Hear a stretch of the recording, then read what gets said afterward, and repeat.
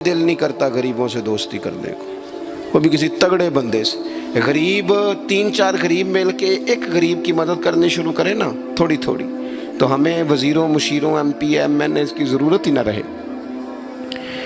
امام حسین گزر رہے تھے، امام زین العابدین فرماتے ہیں کچھ لوگ زمین پہ بیٹھ کے روٹی کھا رہے تھے، تو انہوں نے امام صاحب سے کہا حضور آ جائیں، تو امام صاحب گھوڑے سے اترے، زمین پہ بیٹھ گئے، اور جب ان کے ساتھ روٹی کھائی تھوڑی سی، امام علی مقام اٹھنے لگے تو کہنے لگے حضور اور کھائیں، فرمانے لگے قسم بخدا ابھی کھا کے آیا تھا، اور کبھی روٹی کھا کے میں نے فوری طور پہ دوبارہ نہیں کھایا، بیٹھ اس لیے گیا ہوں کہ تمہارا دل نہ ٹوٹ جائے۔ دل بدستاور کے حج اکبر است۔ عزیز دوستو، غریب پروری، بہادری، اور سب سے بڑی بات یہ کہ قناعت پسندی، تھوڑے پہ گزارا۔ یہ جو ہم روز دکھ سناتے ہیں نا اپنے بیٹوں کے، بیٹیوں کے، پریشانیاں، آزمائیاں ہم نے طاری کر لی ہیں۔ میں اکثر کہتا ہوں کسی کی بیٹی اتنا کام نہیں کرتی جو اس کے ہاتھوں پہ چھالے پڑ جائیں، لیکن حضور کی بیٹی کرتی ہے۔ محبوب کی شہزادی یہ کام کرتی ہے کہ ہاتھوں پہ چھالے پڑ جائیں۔ نبی پاک صلی اللہ تعالیٰ علیہ وسلم کی شہزادی یہ کام کرتی تھی، ڈیوٹی کرتی تھی ذمہ داری سے۔ اور کنز المال میں وہ چمکتے دمکتے لفظ حدیث کے موجود ہیں کہ اونٹ کے بالوں کی بنی ہوئی چادر اوڑھ کے سیدہ فاطمہ چکی پیس رہی۔ محبوب نے دیکھا، آنکھوں میں آنسو بھی آئے۔ پتہ فرمایا کیا؟ فرمایا فاطمہ بیٹا دنیا میں تھوڑی سی تکلیف برداشت کر، آخرت کی ساری عزتیں اللہ تجھے ہی عطا فرمائے گا۔ اپنے گھروں کے اندر یہ خوبصورت ماحول لائیں۔ اور پھر سب سے بڑی بات یہ تھی کہ ان کا جو رشتہ تھا نا مصلی کے ساتھ۔ سبحان اللہ۔ یہ اذان کس کی ہے؟ اذان ایک کا ہی جواب دینا ضروری ہوتا ہے جی، زیادہ اذانیں ہو رہی ہیں نا تو ایک کا ہی جواب دیا جاتا ہے، آپ توجہ کریں میری بات پر۔ عزیز دوستو، نبی پاک صلی اللہ علیہ وسلم بہت بڑی تگڑی ہے۔ او جناب وہ آج کل جو ہمارے نقیب محفل ہوتے ہیں نا وہ تو کوئی صلی اللہ علیہ وسلم، ہمارے جو محفل کے اسٹیج سیکٹری ہوتے ہیں وہ تو کوئی 3-4 منٹ لگاتے ہیں جنت میں بھیجنے میں، پر نعت خاں تو 1.5 منٹ ہی لگاتا ہے۔ اندر تسی جلسہ کراؤ تو جنت واڈی۔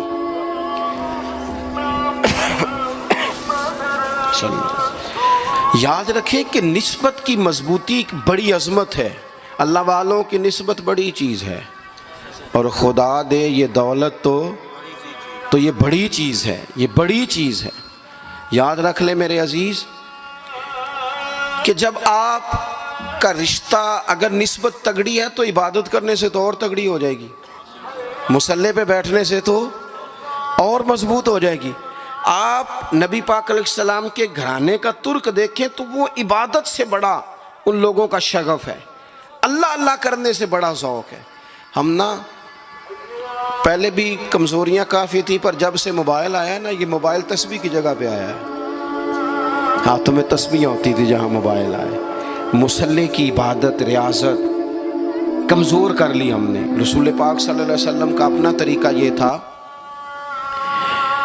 کہ حضرت عائشہ صدیقہ رضی اللہ تعالیٰ عنہ فرماتی ہیں کہ حضور نے ساری رات نماز پڑھی اور قدم شریف میں ورم آ گیا۔ کبھی آیا ہمارے پیروں میں ورم عبادت کر کے؟ ساری رات نماز پڑھی، قدمین شریفین میں ورم آ گیا، اور جب قدموں میں ورم آ گیا نا تو فرماتی ہیں میں نے عرض کی یا رسول اللہ آپ کے تو صدقے اللہ اگلے پچھلوں کے گناہ معاف کرے گا، اور آپ اس قدر زیادہ آہوزاری کرتے ہیں۔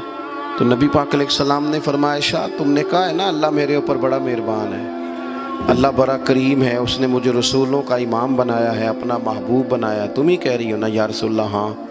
تو فرمایا پھر میں اپنے رب کا شکر گزار بندہ نہ بنوں؟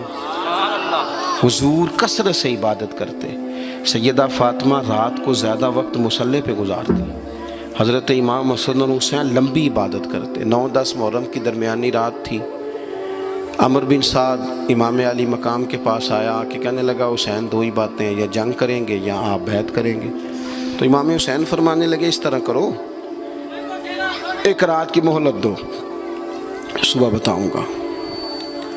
امام صاحب نے اسے کہا، وہ چلا گیا۔ حضرت عباس بن علی، یہ حضرت علی کے صاحبزادے ہیں، میدان کربلا میں حضرت مولا علی کے 4 اور بیٹے بھی شہید ہوئے، ایک حضرت عباس، ایک حضرت ابو بکر بن علی، ایک حضرت عمر بن علی، ایک حضرت عثمان بن علی. یہ نام دیکھو کیسے شاندار. اور یہ نام حضرت علی نے نام رکھے اپنے یاروں کے نام پہ ہم نام رکھے. خلفائے ثلاثہ سے عقیدت بتاتی ہے ان کی کتنی تھی.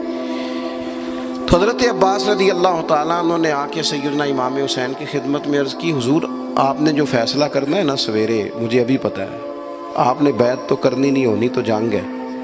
تو یا رسول اللہ صلی اللہ علیہ وسلم، اے امام علی مقام رضی اللہ تعالیٰ عنہ، آپ نے رات کی مہلت کیوں لی؟ یہ عجیب لوگ ہیں، پتہ نہیں کیا سوچیں گے، مہلت لینے کی کیا ضرورت تھی؟ کہ میری بات یاد رکھنا جو عرض کر رہا ہوں. امام حسین فرمانے لگے، عباس تیرا کیا خیال ہے، سوچنے کے لیے ٹائم لیا ہے تو حضور پھر کس لیے لیا ہے؟ تو کیا جملے ہیں امام حسین کے. فرمانے لگے، عباس تجھے پتہ ہے نا مجھے سجدوں سے بڑا پیار ہے، سجدوں سے پیار ہے، دعاؤں سے پیار ہے، عبادت سے پیار ہے. میرا دل کرتا ہے ایک رات رہ گئی ہے میں رج رج کے سجدے کروں، اپنے مالک کے حضور اپنی پیشانی رکھوں، خوب دعائیں مانگوں. تو ان کا تو عبادت سے اتنا شغف تھا. آخری بات سنیں. یزید تو ظاہری طور پر کلمہ بھی پڑھتا تھا، سارے کام کرتا تھا. امام حسین کیوں نکلے اس کے خلاف؟ اس لیے کہ فاسق و فاجر تھا، شرابی بدکار تھا. صحیح بتانا، صحیح. اس بندے کی جیب میں خود ڈھیر سارے گندے گانے ہوں، وہ امام حسین کے نام کی ایک دیگ پکا لے تو امام حسین خوش ہو جائیں گے؟ جو وہاں لڑکیوں کے اسکول کالج کے سامنے روز کھڑا ہو، وہ کہے کہ میں نے 6 نعرے پورے لگائے امام حسین کے نام کے، تو امام حسین خوش ہو جائیں گے؟ امام حسین کی کاز کیا ہے؟ وہ کہتے ہیں کہ ایسے لوگ جو فاسق و فاجر ہوں، اعلانیہ گناہ کرنے والے، وہ کبھی بھی عنان حکومت پہ آنے نہیں چاہیے. اور اگر ہم سپورٹر ووٹر ان لوگوں کے ہوں، ہم انہی لوگوں کے سپورٹر ووٹر ہوں جو ظالم ہیں، فاسق و فاجر ہیں، اور ہم بات کریں امام حسین کی، ہم سے نہ رقم ہوں گے قصید یزید کے. ہم لوگ تو حسین کے سیرت نگار ہیں. دورنگی چھوڑ کے یک رنگ ہو جا، سراسر موم ہو جا یا سنگ ہو جا. آپ کبھی کسی ظالم کے سپورٹر نہ بنے، کبھی بھی. آپ کو پتہ چل گیا بندہ غلط ہے تو ڈٹنا سیکھیں، کھڑے ہونا سیکھیں. وَلَا تَحْسَبَنَّ اللَّهَ غَافِلًا عَمَّا يَعْمَلُ الظَّالِمُونَ. اللہ ظالموں کے کاموں سے بے خبر نہیں ہے. کبھی کسی ظالم کی سپورٹ نہ کریں، کبھی بھی.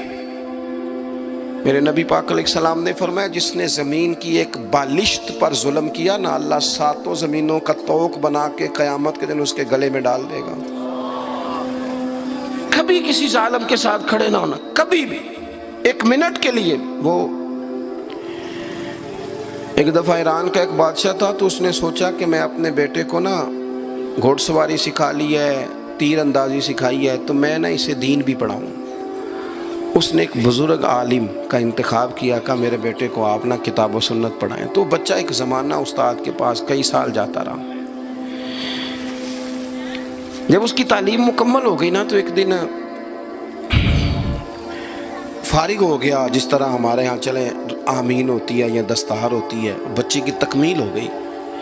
ایک دن ویسے ہی استاد صاحب نے گھر بلایا، کہا پتر میرے پاس آؤ. بچہ چلا گیا تو استاد صاحب نے اندر سے کنڈی لگا لی اور بچے کو کافی سارے تھپڑ مارے، کھینچا، زد و کوب کیا، مارا.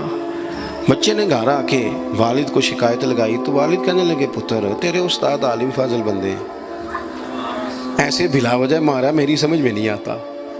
ماں کو کہا تو اماں کہنے لگی، پتر تیرا باپ کہتا تو ٹھیک ہے، چلو حالات بدل گئے، زمانہ بیت گیا، وہ بادشاہ فوت ہو گیا، یہ بیٹا تخت پہ بیٹھا. اب وہ درد نہیں جاتا تھا اندر سے کہ استاد نے زیادتی کی میرے ساتھ. اس نے پہلا حکم یہ جاری کیا کہ میرے استاد کو بلاؤ. استاد بڑے بوڑھے ہو گئے تھے، ضعیف تھے، چھڑی پہ جھکے ہوئے. 2 بندے لے کے آئے، استاد جی کو کھڑا کیا، استقبال کیا، کرسی بھی دی. کہنے لگا، استاد جی ناراض نہ ہونا، میں بے اختیار تھا، آپ سے پوچھ نہیں سکا، آج میں نے پوچھنے کے لیے بلایا ہے، میرا قصور کیا تھا؟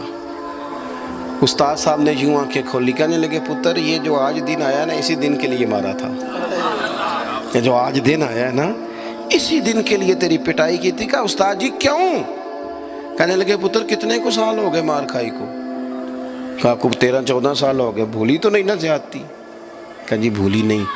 فرمانے لگے اس لیے ہی تجھے مارا تھا کہ ایک نہ ایک دن تو نے باپ کی جگہ پہ بیٹھنا ہے، پتر خیال رکھنا اگر میں نے تیرے ساتھ کوئی زیادتی کی تھی تجھے 14 سال نہیں بھولی تو بھی کسی کے ساتھ نہ کر بیٹھنا، اسے قیامت تک نہیں بھولے گی، اور ایک عدالت صبح قیامت بھی لگے گی، پھر وہاں جواب دینا ہے۔